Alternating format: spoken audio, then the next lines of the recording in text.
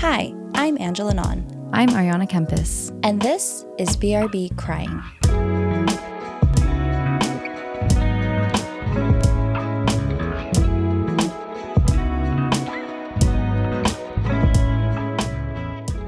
Hello, everyone. Welcome back to BRB Crying. I'm Ariana, also known as Arns. And I'm Angela, also known as Nins.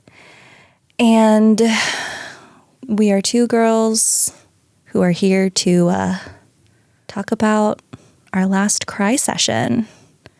Get into it. Get into it. Dig deep. Dig deep. And you get to listen in while we overanalyze. Congrats. You're welcome. So what's up? What's going on? Nothing much, actually. Okay. It's getting a little cooler. It is. Got my little sweater on. Yeah. You know? Yeah. I drove to your house and it was actually like dark outside. It's weird, right? I was like, vibe. Okay. Yeah. I mean, I fucking love fall. Yeah. And that's it. That's all. And that's the end of my sentence. I fucking love fall. Yeah. Love when it gets a little darker. Why do you think it is such a beloved season? More so than I feel like any others. Like it's like such a fan favorite. I think it's because, well, for me, it's like the marker of a new school year. And that, you know, my brain is hardwired to think in terms of I'm a 7-year-old girl. Yeah. Not pushing mid-30s. No, please. And then also the beginning of the Burr months and Christmas. It's like the anticipation. Gotcha. Yeah. But yeah, I feel like fall is like, you don't have to try as hard. You put on a big ass fucking sweater. Going out in public, it's like I can just kind of throw something on and cozy. Yeah.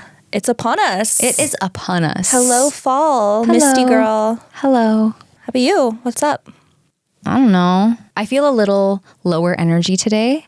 I think because I just had a really long day with lots of socializing. Yeah. So I feel like my voice is lower and I feel like a little more subdued and like I'm kind of just relaxing instead of peppering the audience. Fine. That's the fucking vibe of this thing. It is what it fucking is. This is a cozy, homey, fall baggy sweater space, you know? Yeah.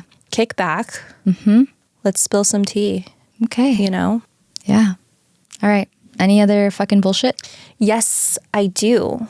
It's not bullshit. It's actually quite a lovely message. We did get a sweet sob story. Aww. And for all you newbies out there, we have a section on our pod called Our Sob Stories. And that is when we invite our fellow crybabies to submit a message to us about something that made them cry. And with everyone's permission, we share the messages here on our pod. So today I'm going to be reading a story from an old coworker of mine. Her name is Ash. And Ash sent us a message after episode 10, where I shared my struggles with finding an identity and a purpose outside of my job. And it turns out that I'm not alone in this. Really? It's shocking. Here are some excerpts from her sob story. Hey, Angela, just wanted to reach out to you about the podcast. I really like the bit where you spoke about your job and how we are conditioned to a certain way of succeeding, corporate ladder and whatnot. I wanted to share that I relate with you. And then Ash talks about how she had a really difficult experience at another workplace. And she says, it was so traumatic that I'm still dealing with anxiety attacks when it comes to work. It's very unfortunate that in the name of work, any sort of abuse, emotional and mental, is being normalized. I think it's also insane that even when you're feeling shitty, you have to get it together and pretend like everything is normal at work, which 100%, that was the hardest part. It's like, you have to just be a fucking robot. And it's like, no, dude, I have to fucking feel these feelings. But then she says, I recently got stuck in India due to some visa issues and lost my job. It felt very shameful, and I couldn't realize that our jobs are a separate entity from who we are. I saw myself as a failure. It's interesting how our brains are wired to think that unemployment is shameful and insulting. It took me 8 months to get out of the rut and make myself understand that I have my own identity without a job. It was a huge learning curve. This whole corporate hustle culture is scary, and a lot of my own friends and colleagues go through this insanity of identifying themselves through their profession. On one of the rough days, I was reading random posts on social media, and one said, "Who are you? Identify yourself without mentioning your last name, your college, your education, or your job title." I think that hits home, and a lot of people need to hear that. Ash, thanks so much for sharing that. We are unfortunately not alone when it comes to struggling to define ourselves and our self-worth and our successes outside of our job titles and our salary levels. When I replied to Ash, I told her that when I remember her, my first thought had nothing to do with her work ethic, even though it was exceptional. Instead, I immediately remembered how kind she was and how sweet she was. And those are the things that really matter. I know it's hard to unlearn something so ingrained in our minds, but to all our listeners, we hope that in this space, you feel safe to leave all of that behind and just allow your true self to come through. Thanks, Ash, for sharing that.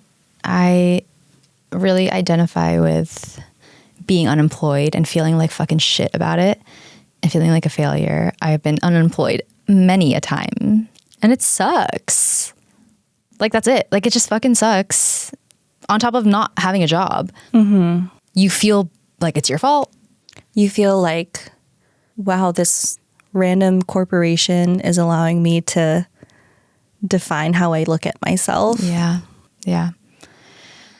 It's rough. It is rough. It is rough. But again, I think that's why we're doing this, because we've been there and we realize, like, holy shit, we have so much more to offer to this world.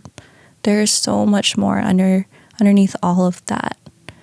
That's one of my favorite things about growing older, just being able to let go more and more of what society and everyone else says, all this bullshit around who we are and who we should be and how we should define ourselves, and being able to see myself as separate from where I work.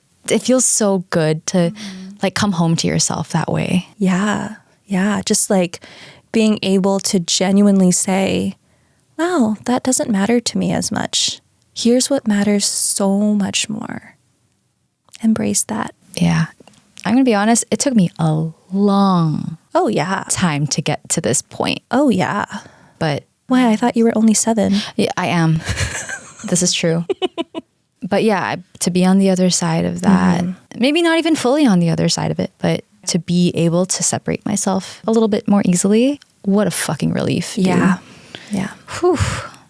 Thanks, Ash. Thanks for sharing. That's such a cute name, Ash. So yeah, if there are any other sob stories that our dear listener you want to share with us, please send them our way. We are hello@brbcryingpodcast.com, or you can submit a form on our website, brbcryingpodcast.com, or DM us, chase us down. You'll figure out how to get to us. Oh, don't worry. We are everywhere, always. Yeah.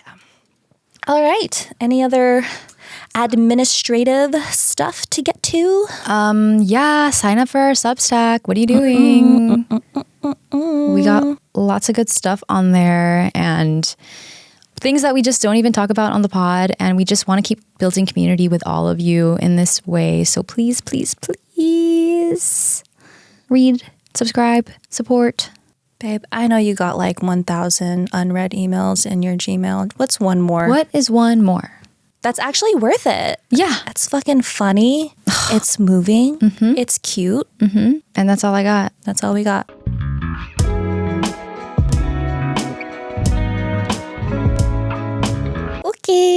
Okay. Lay it on me, Arns. Okay. Fuck me up. I will fuck you up. How do I even begin? Let me just read my notes. What let me just start with what I fucking wrote. Okay, so during our summer break, I thought I would do a little light reading. You know how to read? I do know how to read because, as I mentioned previously, I went to school.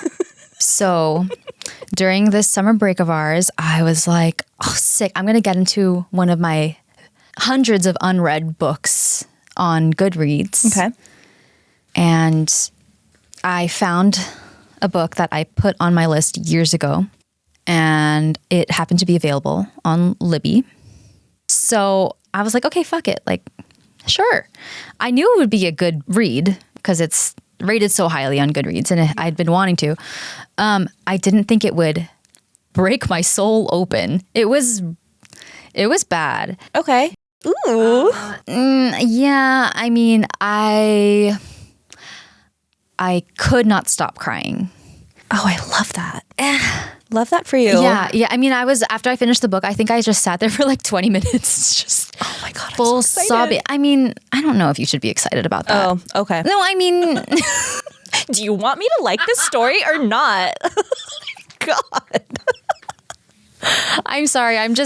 There's so much enthusiasm that you're radiating, and I don't know if it's. Oh, okay. Is it a heavy book? Yeah. I see. Yes, I see. it is. It is a little heavy. Okay. So I'm going to talk about A Place for Us by Fatima Farheen Mirza. Have you read this? I don't think so. Okay.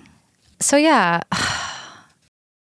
I think that maybe this is also why I'm like so subdued today, because this has just been on my list to talk about. And I'm like, oh my God, I don't really want to talk about it. Sorry. If you're listening for the first time, she fucking hates this podcast. I'm really sorry. I do want to be here. Listen, sometimes we got to talk about heavy shit. I know. Yeah. We don't have to refrain from it. We got to get through it. Got to do it. Yeah. All right.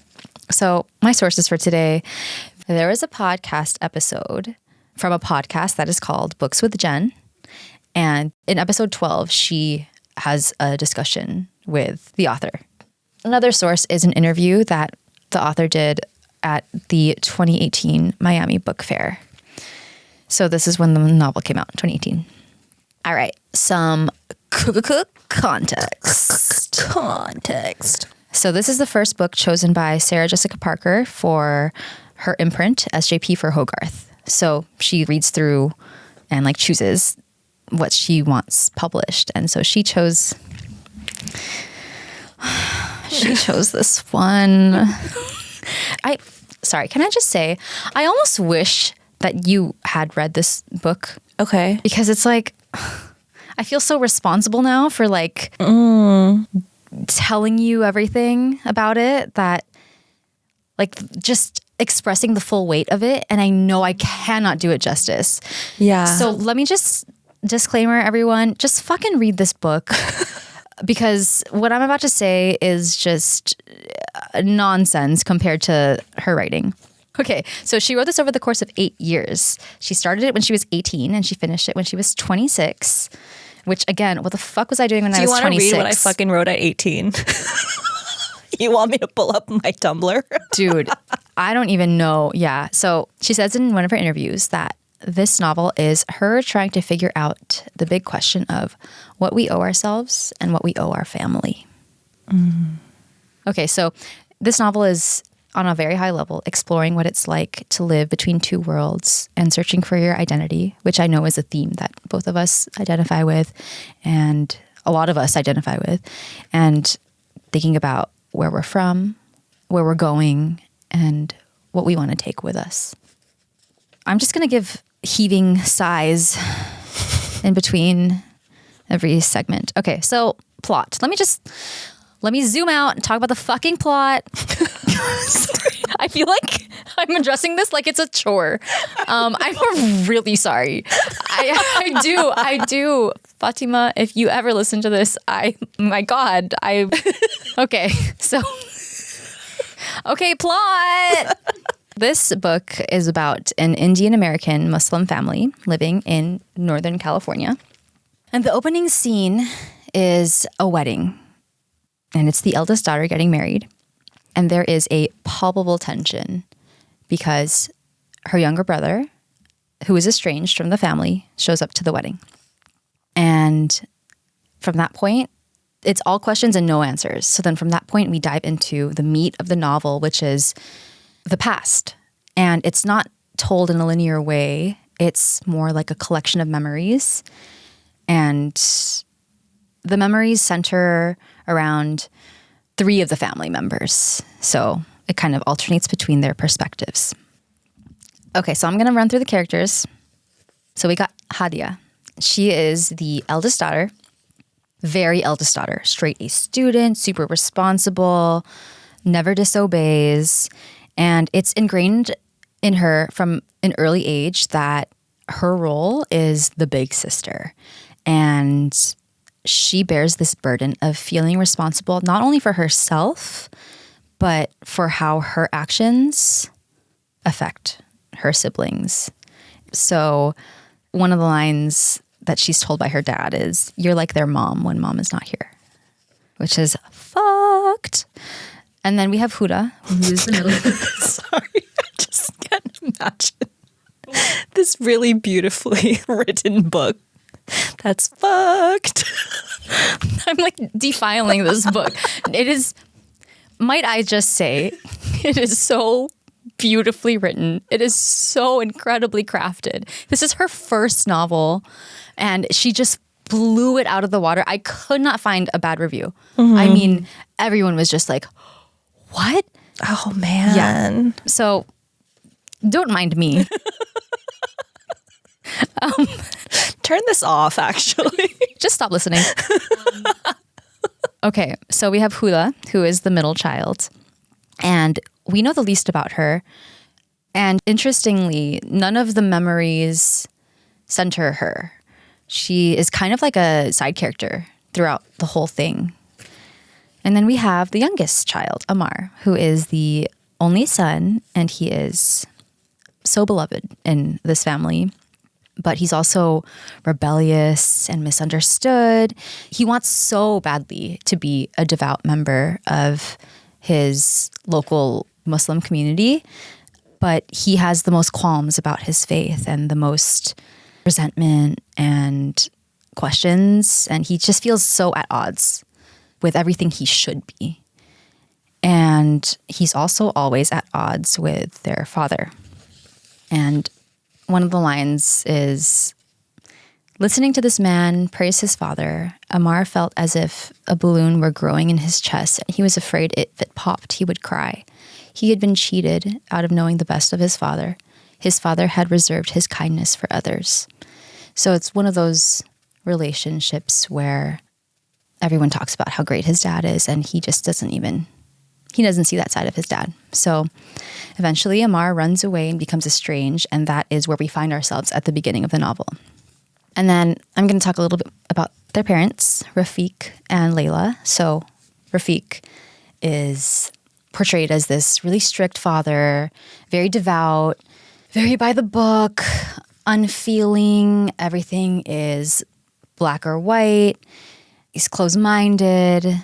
And Layla is the mom, and she holds her daughters to these high standards, but she has such a soft spot for her son, Amar, because she knows that he's different and that he needs a different kind of parenting and a different kind of love. And so she's softer with him, and so much of her memories are spent marveling at her family.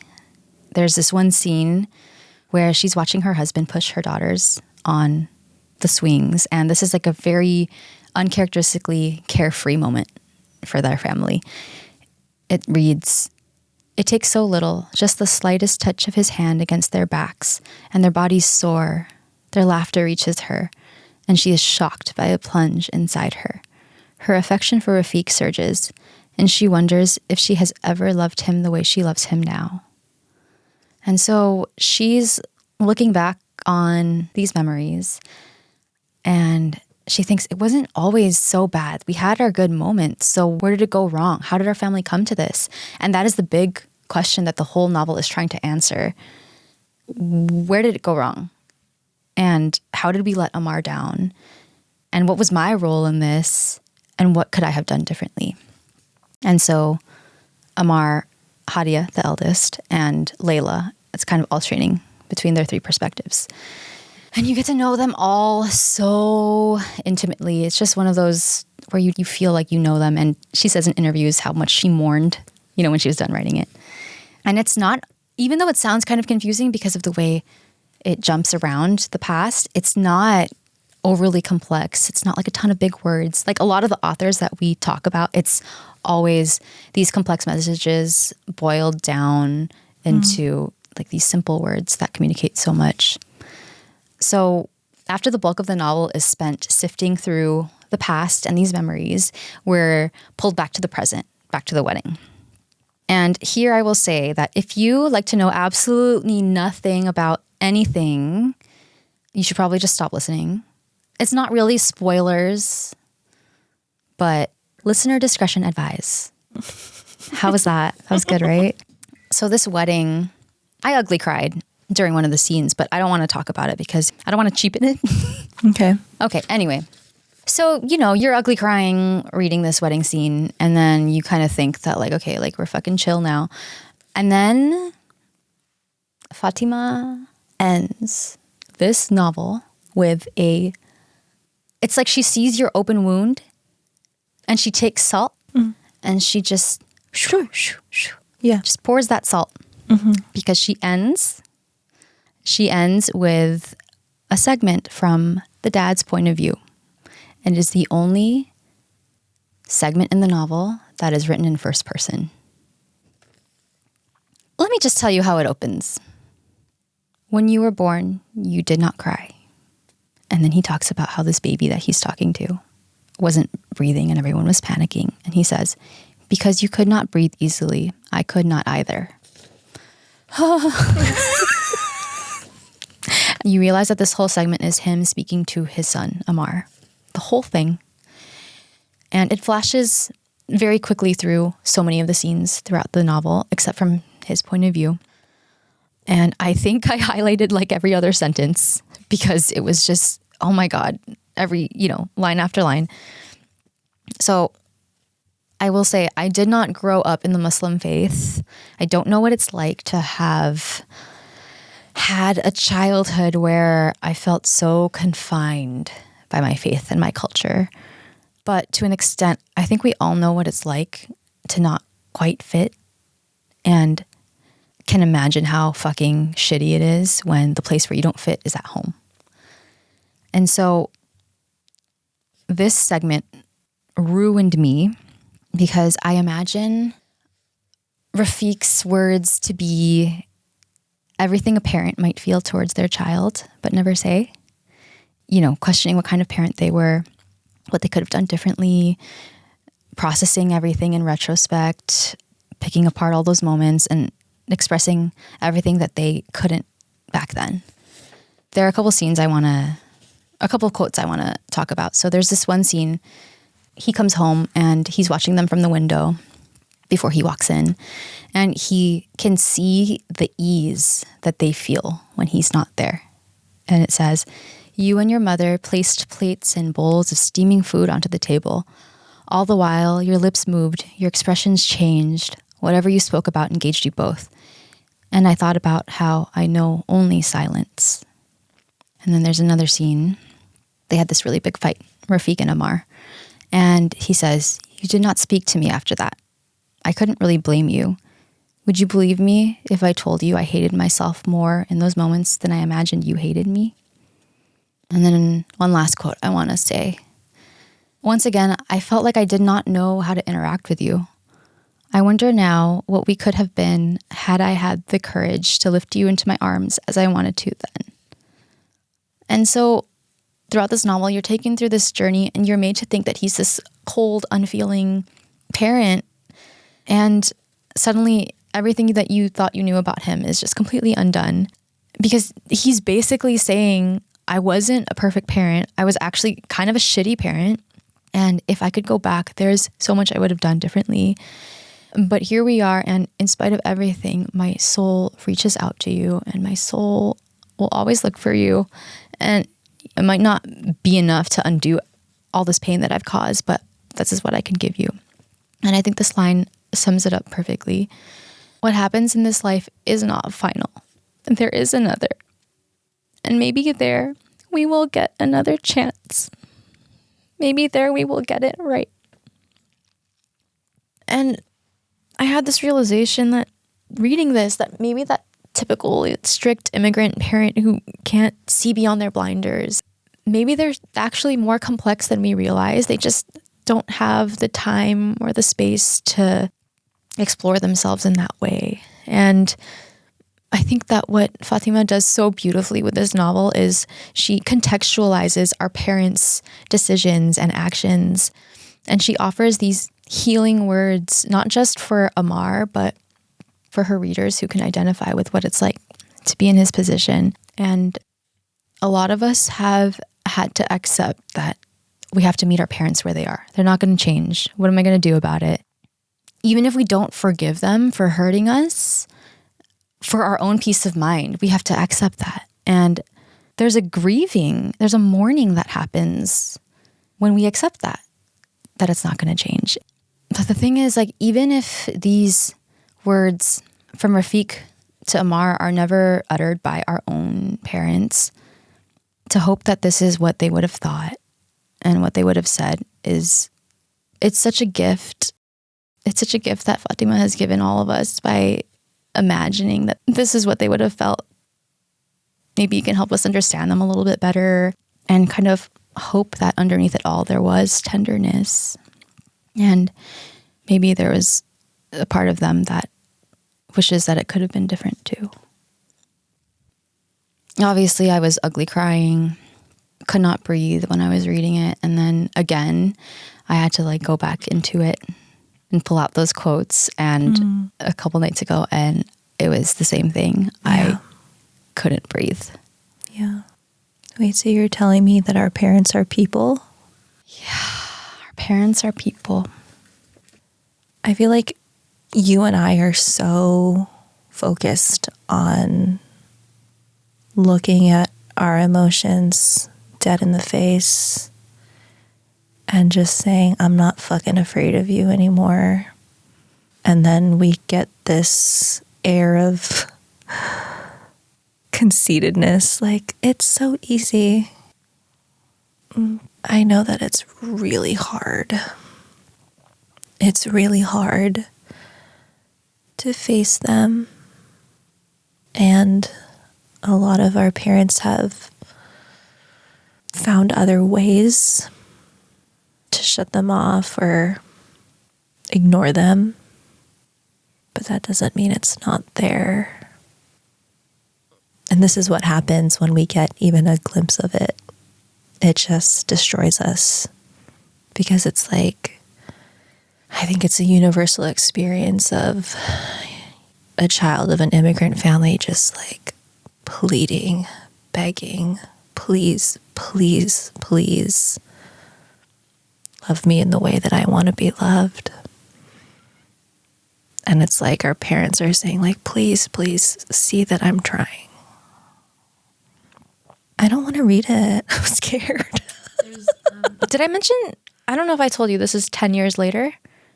10 years later from? After the wedding. Oh. So in this segment, there's grandkids around now, and Rafiq is he says something along the lines of just how easy it is to love their grandkids because that's all they expect from him. And he's talking to his grandkid, and the grandkid says, mom is number one and you're number two. And he says, he picks him up and he whispers, yeah, I'm number two. I've never even been someone's number one, so I'll take it. There's a lot that I'm not fucking talking about with this book that destroyed me. But yeah, it's just the whole concept of imagining this is what they would say. This is what they would feel. This is what they do feel. And they don't voice it. And it's all we see is the disconnect. Mm-hmm. And so imagining that gap being bridged is overwhelming, I think, for me at least. Yeah.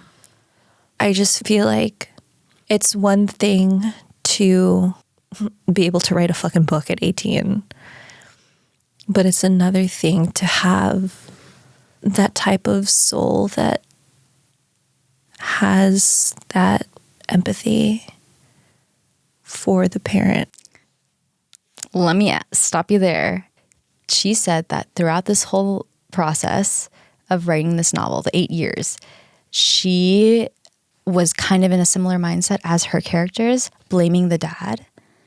Then she wrote that scene of the dad pushing the daughters on the swing, and she had this flash of tenderness towards him. And then she just wrote that last segment. She said it just poured out of her. She doesn't even really remember writing a lot of it.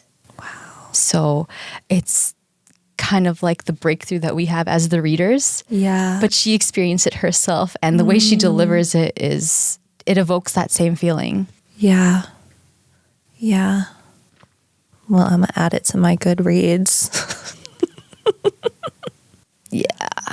It was a beast of a first novel. Yeah.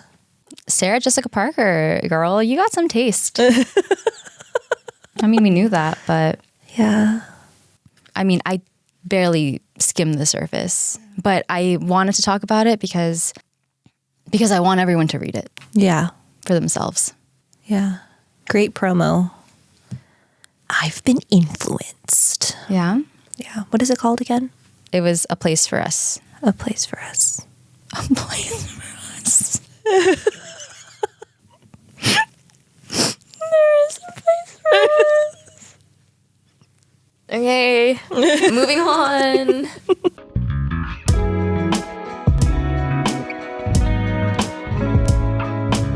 All right, what do you got? I am here to dig you out. Oh, thank God. I'm ready. We got a fun one today. Okay, yes, this is what I need. I think you'll enjoy it. Okay. But before I introduce my topic today, I do have to make a confession. It turns out that I'm actually a millennial. Did you know this? I did know this. I wore my side part today. Is that a millennial thing? Yeah. Really? Babe, I got to get you on TikTok. Nah, I'm okay. I did notice you did have a side part today, though. Okay. Yeah, because you had a middle part the past couple times. Yeah, but I was like, I think I'm going to do a side part today, specifically. I also have my black leggings on. Okay. Loose crew neck. Okay. You know? I'm a millennial. Yes. I am 2014 cool. I have accepted it, okay? Embraced it. Mm-hmm. What are some ways that you think that you scream millennial? Neutrals. Oh, that's true. That's true. Neutrals. Are you kidding me? Yeah. They like the bold. Yeah. Flashes of color. Yeah.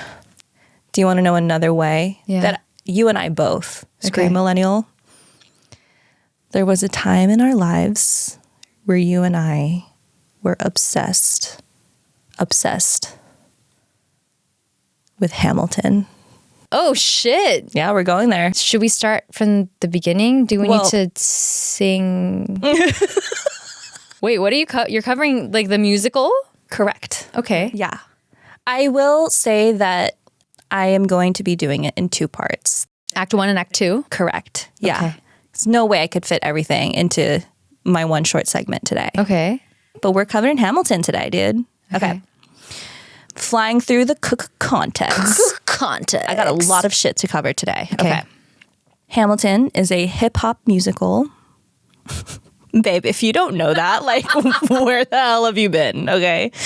Ingeniously created by Lin-Manuel Miranda. It is based on the biography Alexander Hamilton by Ron Chernow and depicts the life and times of Alexander Hamilton, one of America's founding fathers. Mm-hmm. It took Lin-Manuel Miranda 7 years to compose this. Sorry, Fatima, he just, that 1 year. And it premiered off Broadway in February of 2015 and then on Broadway in August of that same year.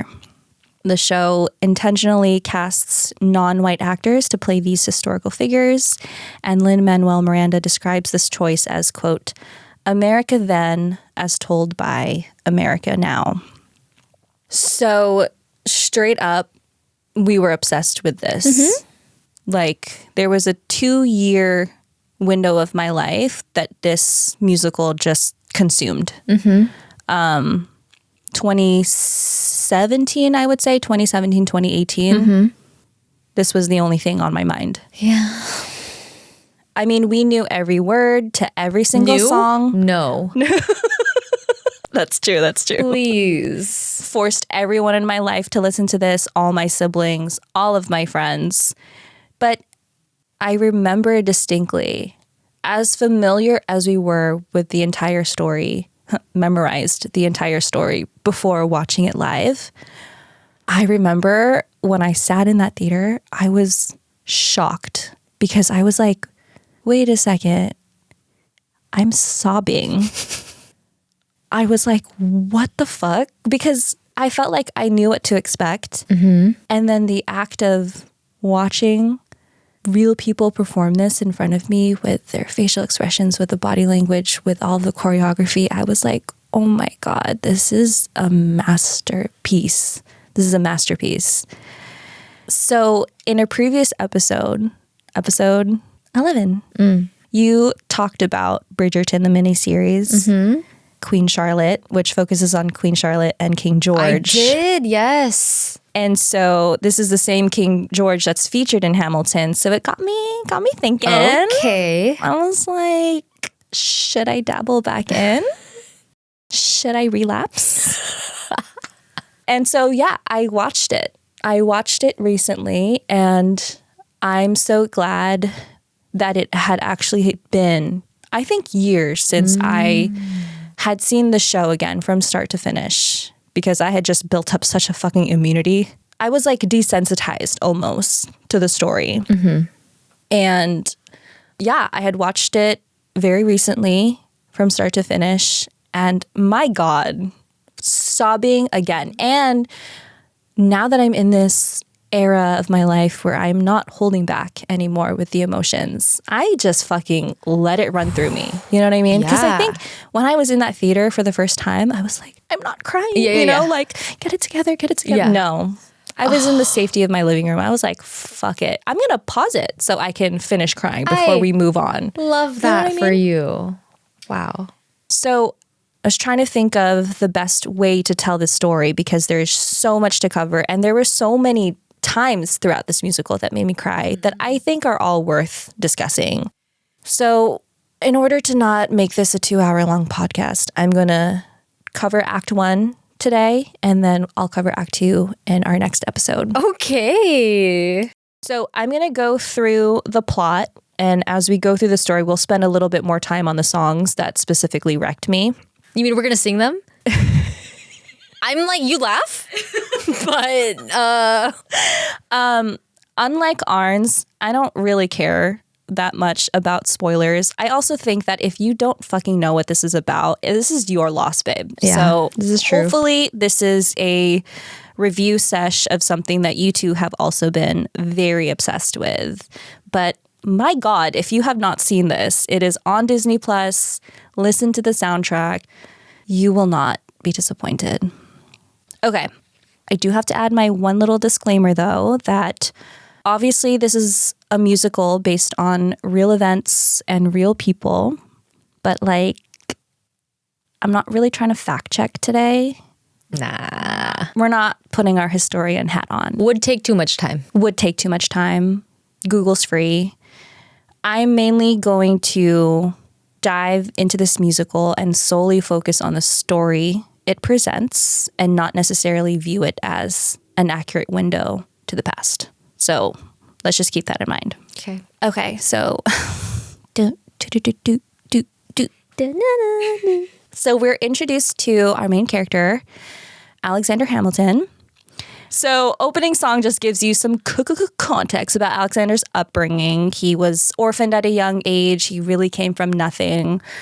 And that rough background where he really just had to like figure shit out on his own really sparked this desire for him to make something of himself. He's like, I'm going to leave a mark on the world. I don't know how yet, but I'm smart and scrappy and I'm hungry.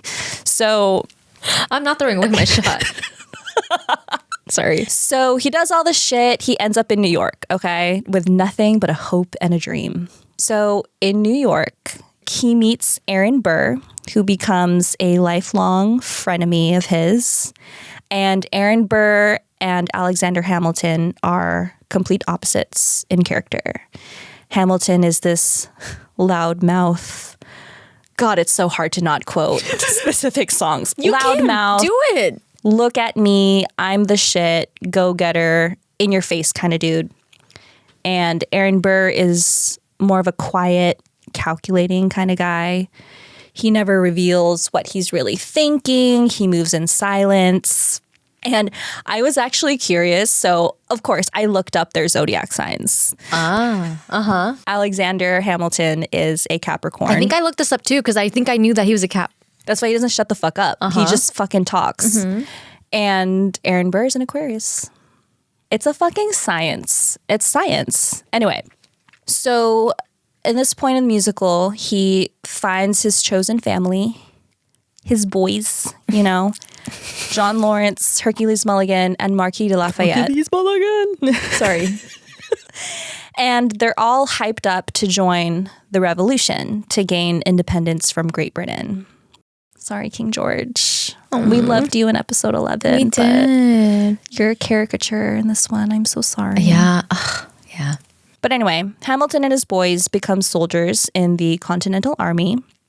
And then King George is like, what? I'm going to send over my troops, my British troops on a Tuesday, you know? A Cockney accent for the King of Britain. I like to imagine. Makes sense. All right. So the British troops arrive. The U.S. is down bad, okay? It's fucking rough. And Hamilton's like trying to make a name for himself in this war. And he catches the eye of this guy. I don't know if you actually know who this person is. Probably not. Kind of lost to history. Yeah. His name's George Washington. Ooh. He was big during the war as like a general. Okay. So he reaches out to Hamilton and he's like, oh my God, Hamilton, you're so smart and you're so cool. And like, will you be my secretary, please? And Hamilton's like, I mean, I guess I can do that. Like, I kind of just want to like fight some dudes and be in the thick of the action, but I guess I'll fucking write for you. He understands that rubbing elbows with Washington is a big fucking deal. And again, he's so obsessed with building a legacy. And he's like, okay, fine. I will be Washington's right-hand man because he knows that this will eventually pay off. So now Hamilton has this pretty respectable role as the general secretary and girls are fucking into him. Okay, he's hot as fuck. So there's this cute little ball. And anyone who's anyone is at this fucking ball, including the it girls of the moment, the Schuyler sisters. There's 3 sisters, Angelica, Eliza, and Peggy. And what can I say? They're bad bitches. Angelica is the oldest, and she's this whip-smart, well-read, well-educated girl boss energy. And Eliza, the middle sister, you will never find anyone as trusting or as kind. Sweetheart, angel baby, we love her. And then Peggy's there too. Anyway, so Eliza and Hamilton meet at this ball. Angelica introduces them. And babe, the sparks are flying, okay? And we cut to the chase. Hamilton and Eliza get married. They're like, this is a 2.5-hour musical. We have to cover 47 years. We're getting married in 3 minutes. So they get married at the end of this song. So at the wedding, Angelica, Eliza's older sister, gives her maid of honor speech. And this is the first song that in my rewatch fucked me up. But it's a cute one. It's a little, I'm going to say 2 out of 10. Okay. So this song is her maid of honor speech, but it really is more so her inner monologue. Okay. Okay, like she doesn't know. No, yeah, unfamiliar.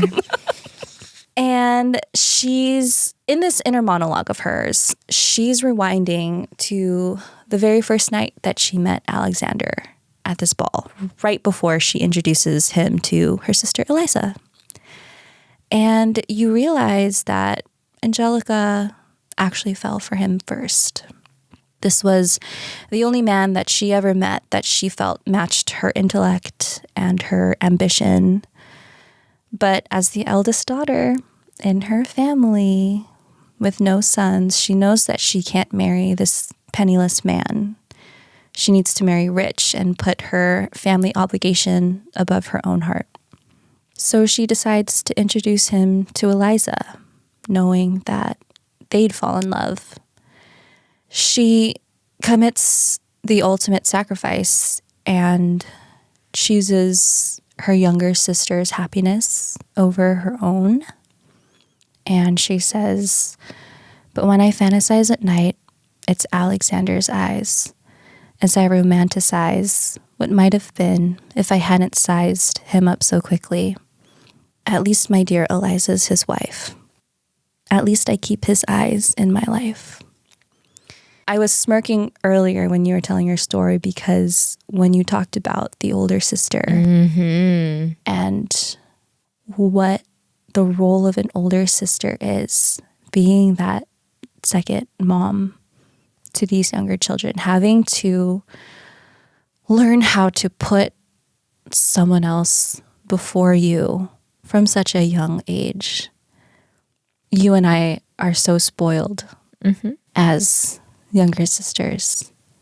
And we will never know.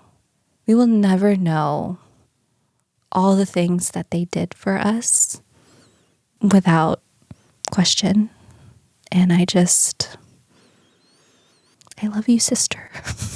Love you. Love you. The real ones, you know? Truly. Yeah. So this one, I mean, just a masterpiece in storytelling, the song. It's just incredible. And again, it's just a light teaser for what's to come in this musical. So back to the plot. Hamilton and Eliza are married. War is still raging. We're still down fucking bad. Alexander's trying to prove himself, and he's over being a secretary. He's like Georgie. Can I lead a battalion in the army, pretty please? And he's like, no, because you need to write my letters. And Alexander's like, wow, I'm really fucking tired of this. I don't like this. Fuck it. And George is like, oh my God, the disrespect. Like, you're going on timeout. You're going to go home.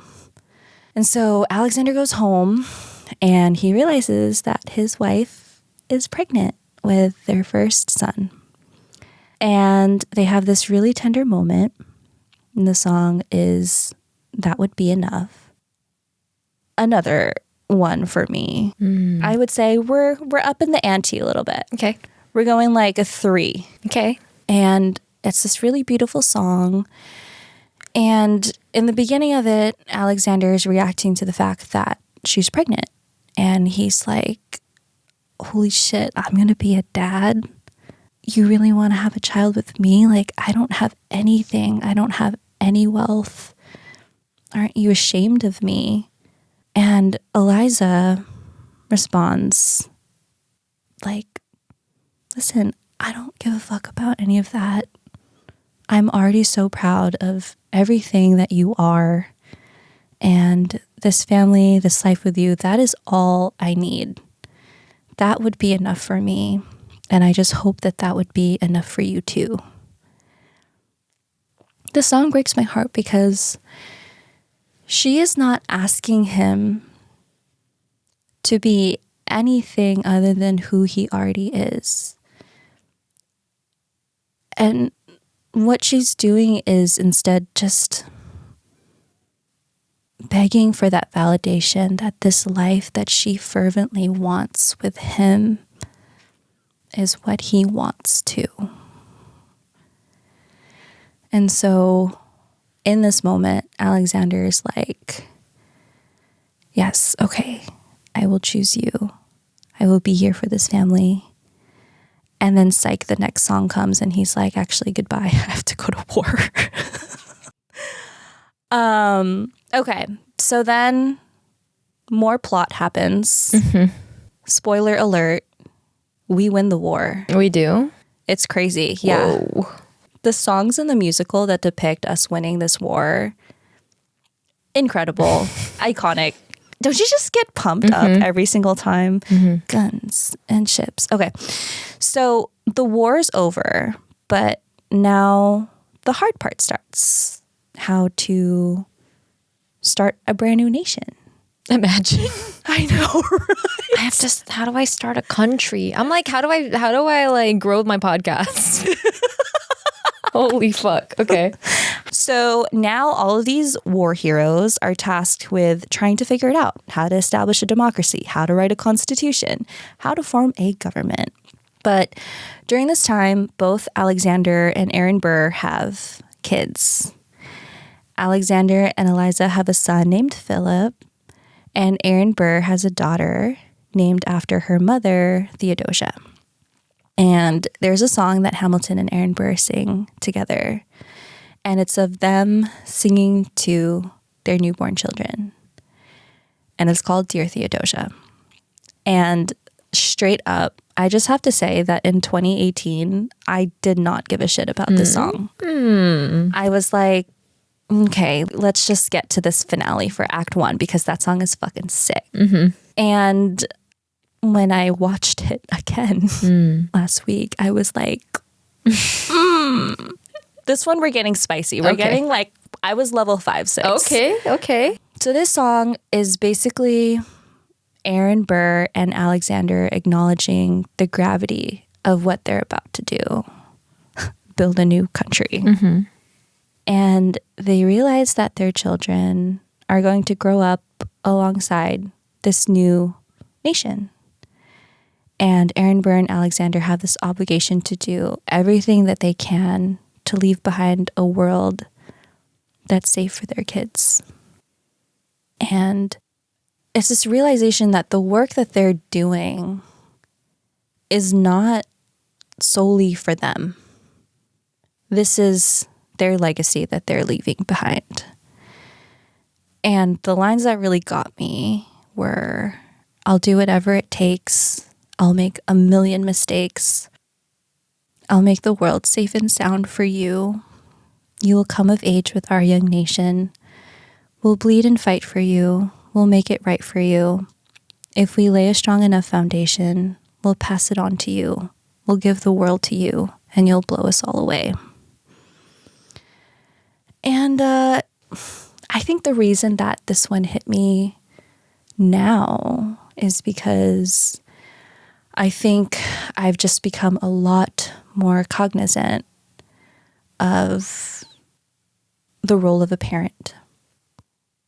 Everything that they do, every small, minute thing it starts to affect this child that they are now bringing into this world. And all the parents that I know are not building a new country, but they're still building that foundation for someone else to stand on, to grow on. And just having this song capture the magnitude of that role and recognizing the weight of that responsibility. And I love when Aaron Burr says that he'll make a million mistakes, because no parent knows how to do that perfectly. But my God, it doesn't make what they're able to do any less incredible. Like, I don't understand how you as a parent aren't just sobbing constantly. Here's the thing. I am. I think that in the day-to-day, it's you pick her up from daycare and you put her in the car seat only to realize her diaper is around her leg instead of her butt. That's the things that like pull me out. Sure. You know, of like, this is beautiful. Yeah. Like, what the fuck is this? Yeah. But it is 100% what you're saying. If I think about it too much, it's oof. Yeah. I mean, that's the last part in this whole act 1 that got to me. But just to close it off, in this finale, another fucking epic ass song, basically describing Hamilton's career as a lawyer in this country. He co-writes the Federalist Papers, defending the new Constitution. He becomes Secretary of the Treasury. Aaron Burr kind of just is there, just lurks, keeps his head down. And Eliza watches her husband choose his career time and time again over her and their growing family. So that will be a theme that we will revisit in Act 2. Stay tuned, everyone. Yeah, but that's what I got for today. Yeah, the musical is pretty good. Yeah, solid 6 out of 10. Act 2 next week, we're going to get very spicy. Okay? So buckle up. I hope that if you are a fan of this musical, this inspires you to rewatch it again. Do your homework. Come prepared for next week. Yeah. All right. That's what we got today. Well, that's what we got. Thanks, everyone, for listening. Follow us on Substack. The link is in the show notes and also in our link in bio. We are BRBcrying.podcast on all socials. And as Nin said, please send us your sob stories. Send us your cry recommendations. hello@brbcryingpodcast.com. brbcryingpodcast.com. The form on our website. Leave us a 5-star rating. Nothing less. Or I will delete it. As I have mentioned, I will find a way. Reddit. That's what we got today. And that's what we fucking got. So catch you all next week, I guess. Next week, we will be back. We will. But until then, BRB crying.